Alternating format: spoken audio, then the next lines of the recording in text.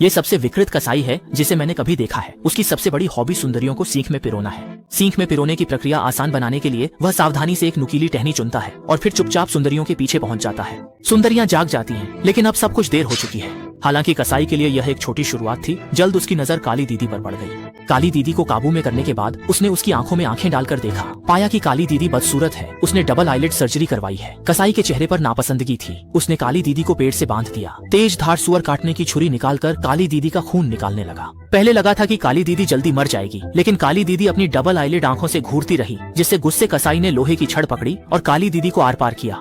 इसके बाद कसाई का मन नहीं भरा। वह जंगल के बीच बने विला में घुस गया। इस वक्त छोटी मी को कुछ पता नहीं था, यहाँ तक कि जब कसाई रेड वाइन उठा ले गया तब उसे खबर नहीं हुई।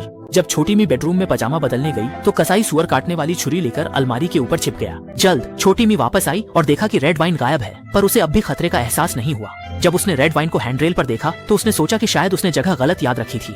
उसे पता नहीं था कि इस वक्त कसाई दरवाजे की दरार के पीछे छिपकर उसे ताक रहा था। रात को जब छोटी मी गहरी नींद में थी, एक सुअर काटने छुरी उसके शरीर पर घूम रही थी। कुछ अजीब महसूस कर छोटी मी उठी तो उसने देखा कि उसकी एक चप्पल गायब है। वह बिस्तर के नीचे टटोलने लगी। कसाई ने यह देखकर मेहरबानी से उसकी चप्पल आगे सरका दी, लेकिन छोटी मी को अब भी अजीब बात महसूस नहीं हुई। इसके बाद छोटी मी ने कमरे में जांच शुरू की। हालांकि कसाई उसके पीछे चलता रहा, लेकिन उसने छोटी मी पर हमला नहीं किया, क्योंकि सांपियाओ सीसीटीवी से छोटी मी की निजता पर नजर रख रहा था। छोटी मी ने दीवार पर लगे सीसीटीवी कैमरे को देख लिया। सांपियाओ ने कसाई को तुरंत कार्रवाई करने का आदेश दिया। जैसे ही कसाई अंदर घुसा, छोटी मी डर के मारे लगभग अपनी पैंट में पेशाब कर बैठी। उसने बिना कुछ सोचे समझे एक ग्रेनेड उठाया और दौड़ पड़ी, जबकि कसाई उसके पीछे पीछे लगातार भागता रहा। दोनों जंगल में लगातार भागते रहे। एक बड़े पेड़ के पीछे भागकर छुपने के बाद छोटी मी ने तुरंत एक ग्रेनेड फेंक दिया और आखिरकार बुरे कामों में लिप्त कसाई को उसका अंजाम मिल गया।